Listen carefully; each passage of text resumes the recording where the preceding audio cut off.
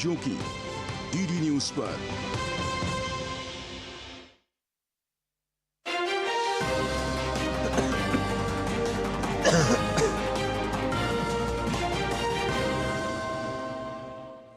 नमस्कार, आप देख रहे हैं डीडी न्यूज। अब तक के समाचारों के साथ मैं हूं आपके साथ आरेंद्र। खबरों पर डालते हैं शुरुआत में सबसे पहले सुर्खियों पर नजर। प्रधानमंत्री नरेंद्र मोदी भुवनेश्वर में चल रहे पुलिस महानिदेशकों और महानिरीक्षकों के अखिल भारतीय सम्मेलन में हो रहे हैं शामिल। सम्मेलन में राष्ट्रीय सुरक्षा संबंधी चुनौतियों पर चर्चा।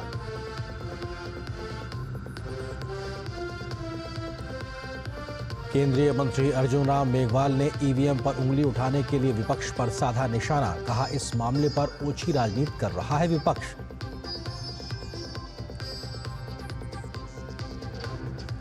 चक्रवाती तूफान फेंजल के कारण तमिलनाडु और पुडुचेरी में तेज बारिश। सड़कों पर गिरे पेड़ों को हटाने का काम जारी। राहत और बचाव एजेंसियां पूरी तरह मुस्तैद।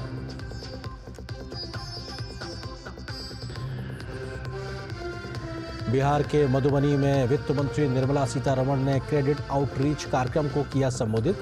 50,294 लाभार्थियों को 1,121 करोड़ रुपए का ऋण किया गया वितरित। और बांग्लादेश में हिंदुओं पर अत्याचार और चिन्मय कृष्णदास की गिरफ्तारी के खिलाफ हैदराबाद में प्रदर्शन। विश्व हिंदू परिषद, बजरंग दल और इस्कॉन मंदिर के पुजारी उतरे सड़कों पर।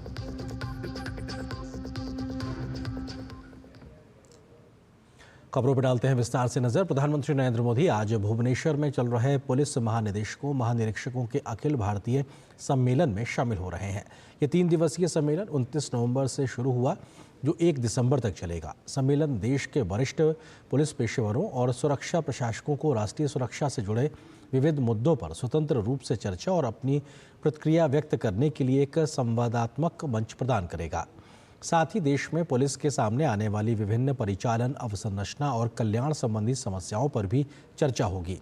विचार विमर्श में आंतरिक सुरक्षा खतरों के अलावा अपराध नियंत्रण और कानून व्यवस्था प्रबंधन से संबंधित चुनौतियों से निपटने में पेशेवर कार्यप्रणालियों और प्रक्रिया निर्माण और साझाकरण भी शामिल होगा। सम्मेलन में आतंकवाद, वामपंथी उग्रवाद, तटीय सुरक्षा जैसे विषयों पर भी चर्चा की जाएगी। इस वर्ष सम्मेलन में कुछ विशिष्ट विशेषताएं भी शामिल की गई हैं।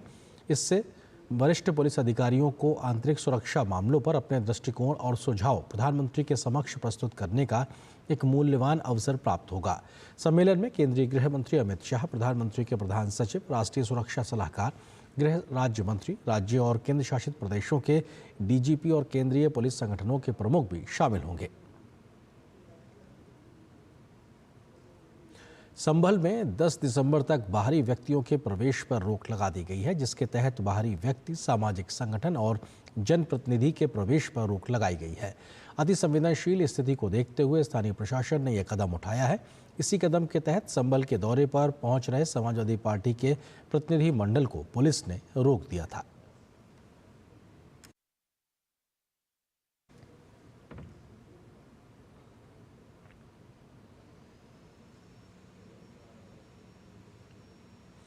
समाजवादी पार्टी के प्रतिनिधिमंडल ने संभल दौरे पर मुरादाबाद के मंडल कमिश्नर आंजनेय कुमार सिंह ने कहा कि अभी किसी भी प्रतिनिधिमंडल को संभल जाने की अनुमति नहीं है। संभल में हालात सामान्य होने पर ही वहां कोई भी जा सकता है। सभी को हमारा सहयोग करना चाहिए और कुछ समय बाद संभल आना चाहिए। जिलाधिकारी का स्टैंडिंग आदेश है, अभी वहाँ पे चल रहा है। किसी भी बाहर के डेलीगेशन वगैरह को अभी संभल आने की अनुमति नहीं है, तो अभी तो किसी को वहाँ जाने नहीं दिया जाएगा। मैं तो लगातार अनुरोध भी कर रहा हूँ, जो लोग हैं वो जिम्मेदार और सम्मानित लोग हैं, वो हमारी समस्या और उनको अनुभव भी है इस तरीके की चीज़ों का, प्रशासन का। तो मैं सभी लोगों से अनुरोध कर रहा हूँ, निवेदन कर रहा हूँ कि हमारी समस्या को समझें। हम किसी को रोकना नहीं चाहते। एक बार स्थिति सामान्य हो जाएगी तो सभी लोग वहाँ जाएं, लेकिन उससे पहले अगर उनके जाने से स्थिति में थोड़ी भी बदलाव हो सकता है, कहीं पे अगर उकसावा या उत्तेजना फैल सकती है और स्थिति खराब हो सकती है, मुझे नहीं लगता वो भी ये चाहेंगे, तो थोड़ा हमारा सहयोग करें। केंद्रीय मंत्री प्रहलाद जोशी ने कहा है कि समाजवादी पार्टी यूपी में शांति नहीं चाहती, इसलिए वो संभल मामले को राजनीतिक रंग देना चाहती है।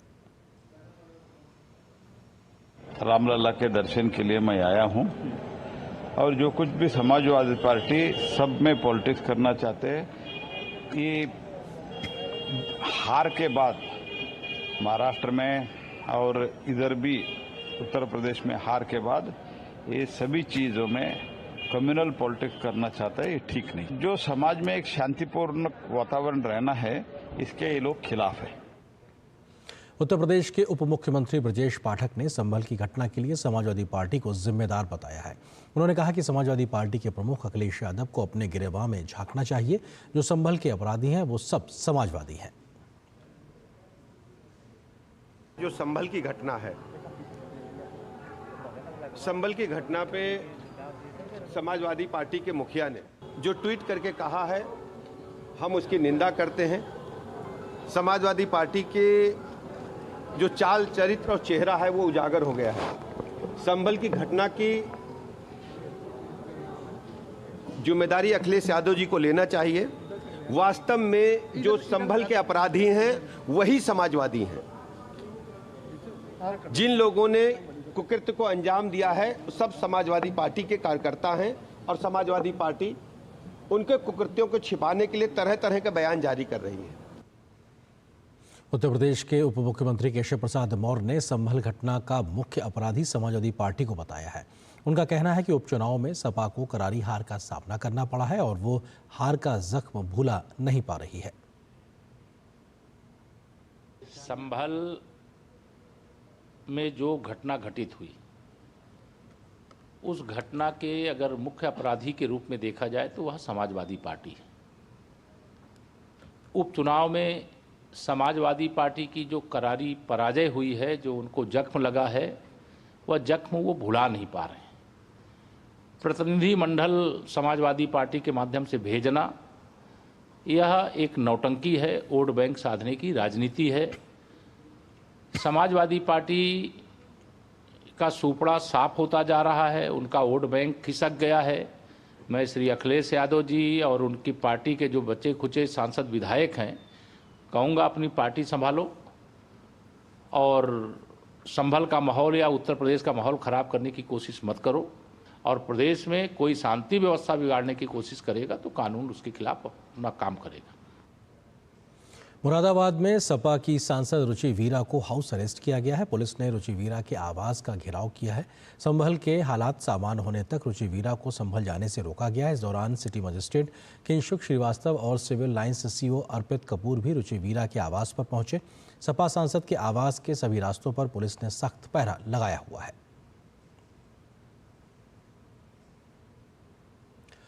बीकानेर में केंद्रीय मंत्री डॉक्टर अर्जुन राम मेघवाल ने राजकीय डूंगर महाविद्यालय में नवनिर्मित वाचनालय, बीबीए, बीसीए विभाग तथा संगीत विभाग का उद्घाटन किया है। इस दौरान उन्होंने ईवीएम पर हो रही राजनीति को ओछी राजनीति बताते हुए कहा कि चुनाव आयोग द्वारा इस मुद्दे पर विपक्षी पार्टियों को आमंत्रित किया गया था, परंतु उनके द्वारा कोई संतोषजनक उत्तर नहीं दिया जा सका। जहाँ उनको जीतते हैं चुनाव तब तो ईवीएम ठीक है, और जब हारते हैं तो ईवीएम खराब है। चुनाव आयोग ने इनको चैलेंज करके कहा था कि इनको कैसे खराब किया जा सकता है, उसको आकर के आप हमें बताओ। इनको तो राजनीति करनी है। अब तो मामला जब सुप्रीम कोर्ट से भी सेटल हो गया तो अभी ये कह रहे हैं कि ईवीएम ठीक नहीं है, तो भाई आप झारखंड में कैसे जीते? अभी महाराष्ट्र के साथ ही चुनाव था और आपकी प्रियंका जी कैसे जीती? तो जब जीतते हैं तब तो कहते हैं कि बहुत अच्छे मार्जिन से प्रियंका जी जीती।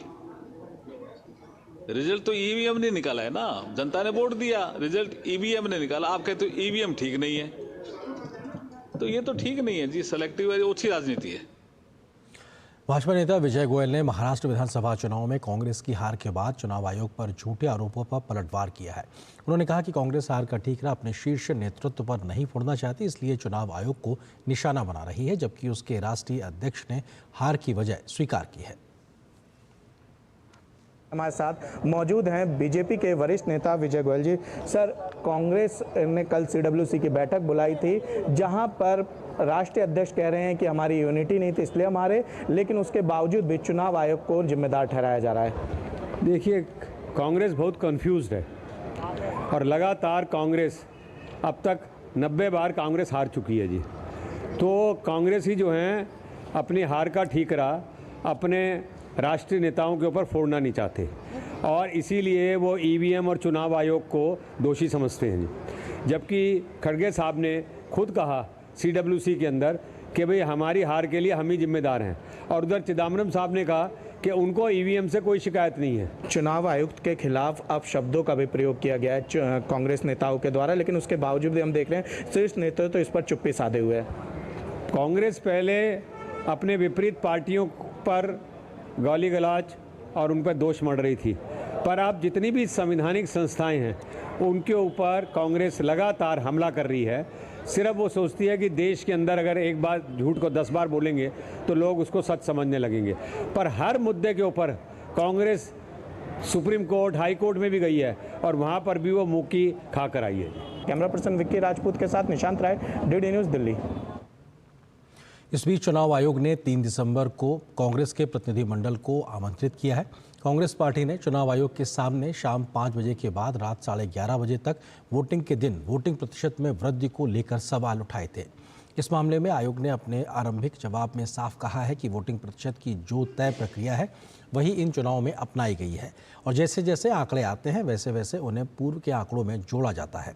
साथ ही चुनाव आयोग ने इलेक्टोरल रोल को लेकर उठाए गए सवाल पर भी साफ कहा है कि यह प्रक्रिया हर एक पार्टी के संज्ञान में लेकर अपनाई जाती है और हर एक पार्टी इसकी जांच परख भी करती है।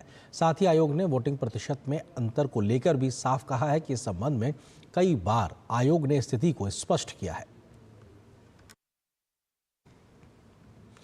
विश्व हिंदू परिषद, बजरंग दल और इस्कॉन मंदिर के पुजारियों ने आज हैदराबाद में विरोध प्रदर्शन किया।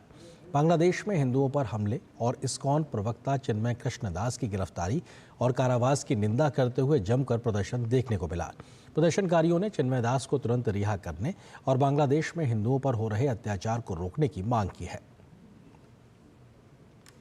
जो बांग्लादेश में चिन्मय दास महाराज को जो अरेस्ट करे, 1971 में जो बांग्लादेश का बंटवारा हुआ उनके लिए प्रभुपाद जी ने इतना फंड इकट्ठा करा, वो अमाउंट से पूरा बांग्लादेश को खाना खिलाया। इतना भी उनको वो ट्रस्टफुल नहीं है। अभी वो इस्कॉन को अरेस्ट करे स्वामी जी को, हम वो कड़ी टिप्पणी करते हैं, हम कंडेम करते हैं। जो जल्द से जल्द प्रभु जी को रिलीज करे और बांग्लादेश में जो भी हो रहा है, जो हिंदुओं पे अत्याचार हो रहा है, जो मारपीट हो रहा है, वो तुरंत बंद करे। राष्ट्रीय स्वयंसेवक संघ के सरकार्यवाह दत्तात्रेय होसबोले ने बांग्लादेश में हिंदुओं पर हो रहे अत्याचार को लेकर कड़े शब्दों में निंदा की है। उन्होंने कहा कि बांग्लादेश में हिंदुओं और अन्य सभी अल्पसंख्यकों पर कट्टरपंथियों द्वारा हमले और हत्याएं की जा रही हैं, जो बेहद चिंताजनक है। वहीं दूसरी ओर दत्तात्रेय होसबोले ने बांग्लादेश सरकार द्वारा इस्कॉन के सन्यासी चिन्मय कृष्ण दास को जेल भेजने पर भी विरोध जताया है। उन्होंने कहा कि वर्तमान की बांग्लादेश सरकार इसे रोकने की बजाय मूक दर्शक बनकर देख रही है। इतना ही नहीं, आरएसएस के सरकारवाह ने भारत सरकार और वैश्विक समुदायों से बांग्लादेश में अल्पसंख्यकों पर हो रहे अत्याचारों को रोकने के प्रयासों को जारी रखने की अपील की है।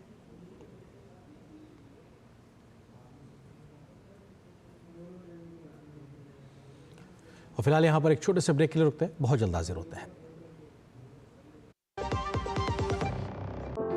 अनुभव कीजिए शुद्ध MDH बादाम रोगन का प्यार। सेहत बनके रग रग में दौड़े, त्वचा में समाए, हाइड्रेट करे, हर उम्र की त्वचा का पोषण करे। You deserve the purity.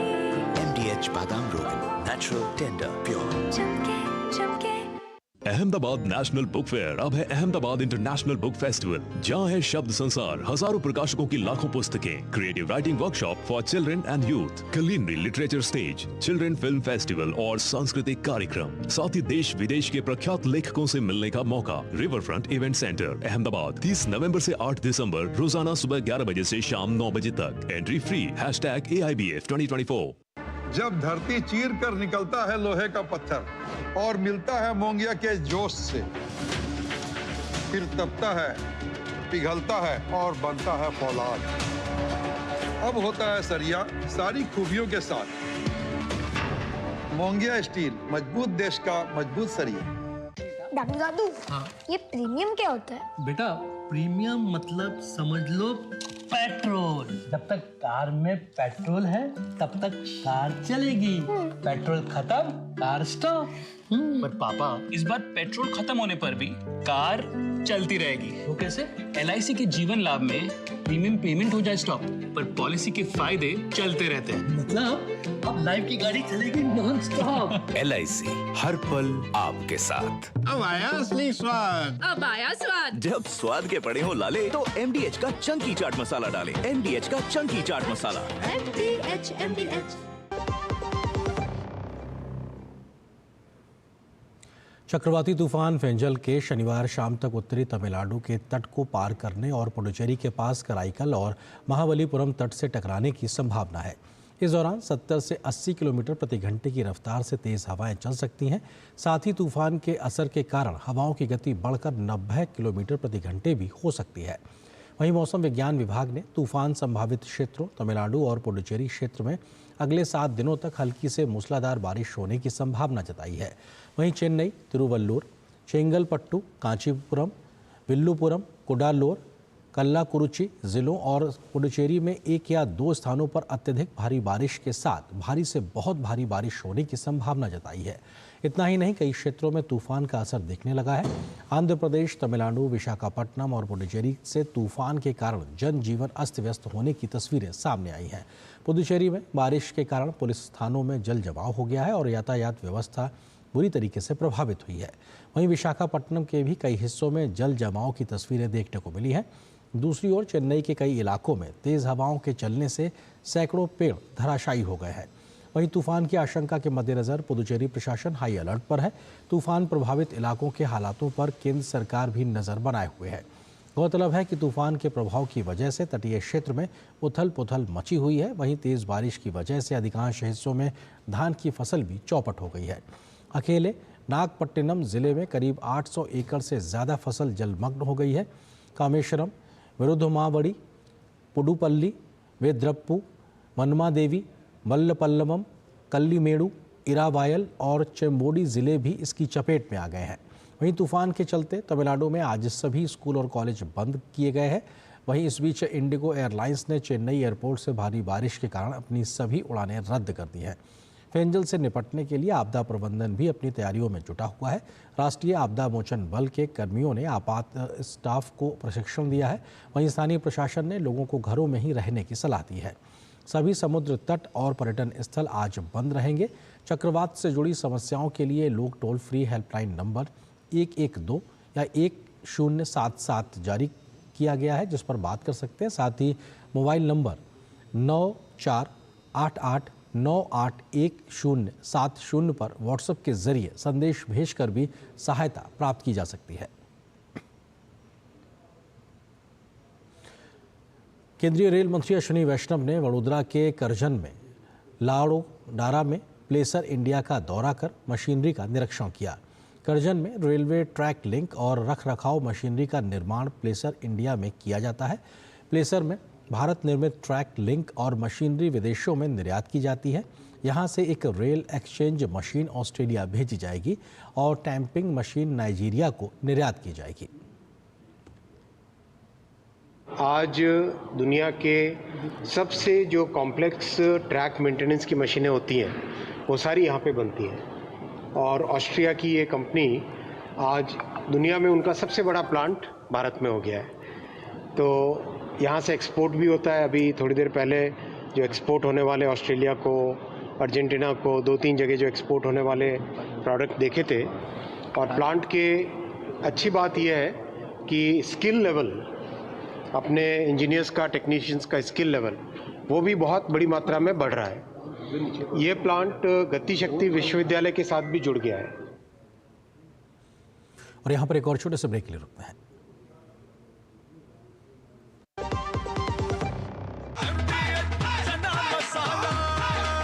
अब छोलिया हो या लोबिया, सफेद चने या काले चने, सब कुछ मजेदार बने।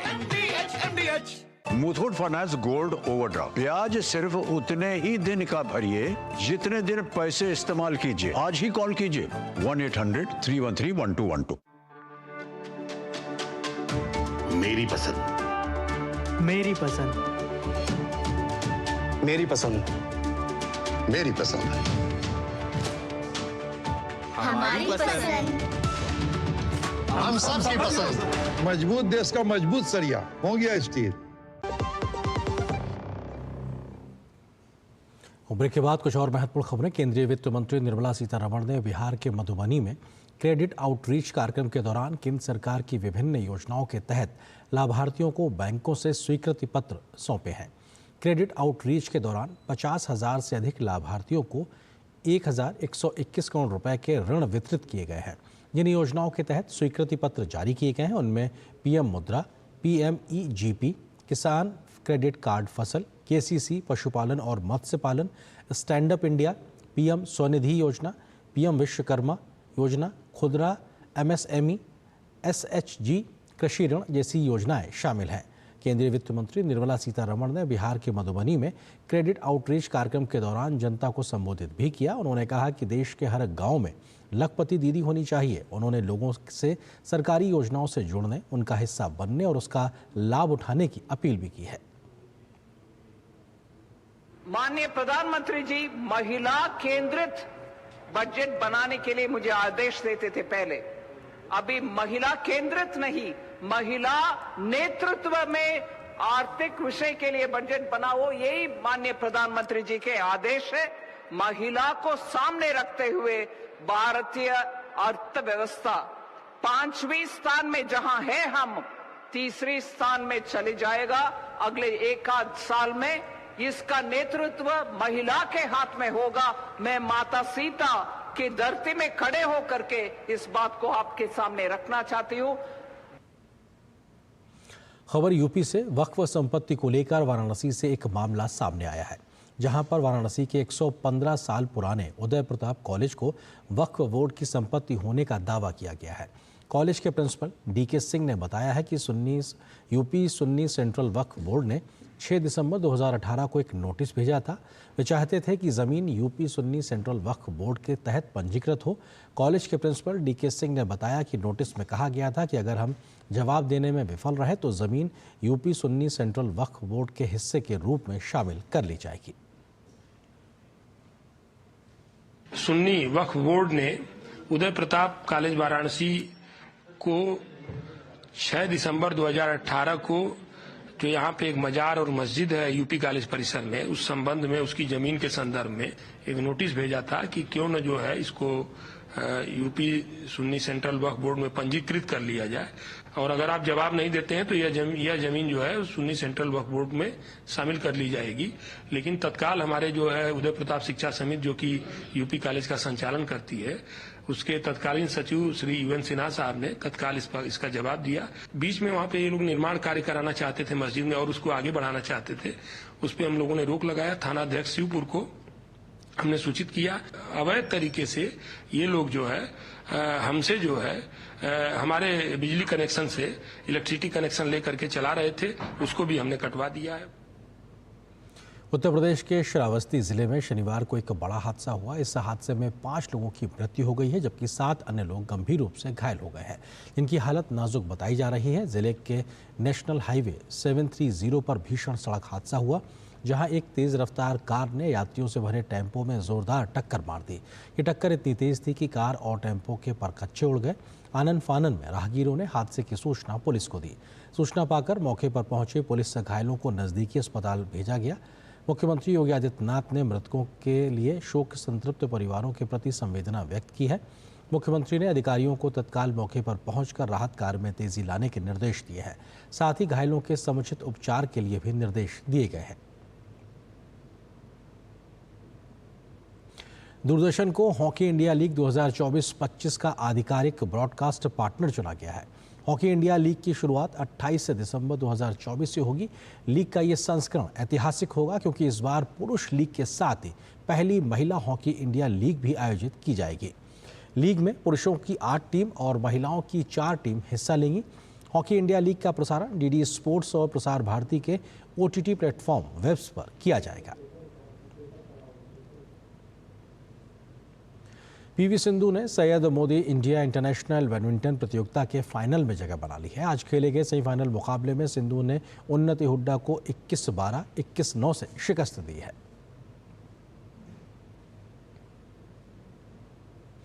उधर सिंगापुर में खेली जा रही विश्व शतरंज चैंपियनशिप के 5वें दौर में आज भारत के डी गुकेश और चीन के डिंग लिरेन के बीच मुकाबला जारी है। शुक्रवार को खेला गया चौथे दौर का मैच ड्रॉ पर समाप्त हुआ। 14 दौर के इस मुकाबले में 4 राउंड के बाद दोनों खिलाड़ी बराबरी पर हैं। पहला दौर लिरेन ने जीता था, दूसरा दौर ड्रॉ रहा, तो वहीं तीसरे दौर में गुकेश ने लिरेन को मात दी। वहीं चौथा दौर भी ड्रॉ रहा है। देश के सार्वजनिक प्रसारक प्रसार भारती ने OTT प्लेटफॉर्म्स के क्षेत्र में कदम रखते हुए हाल ही में वेब्स की शुरुआत की है। यह डिजिटल मीडिया और OTT दर्शकों को एक संपूर्ण इंफोटेनमेंट इकोसिस्टम देता है। अगर आपको भी चाहिए फ्री में शानदार कंटेंट तो आज ही डाउनलोड करें। QR कोड के जरिए भी वेब्स ऐप डाउनलोड कर सकते हैं और तमाम चीज़ों का आनंद ले सकते हैं।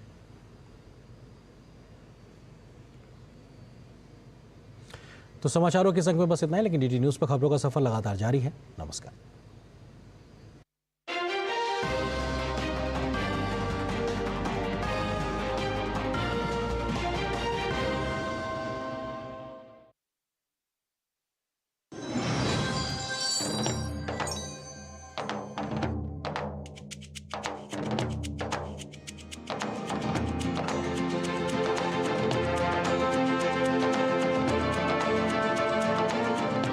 नमस्कार।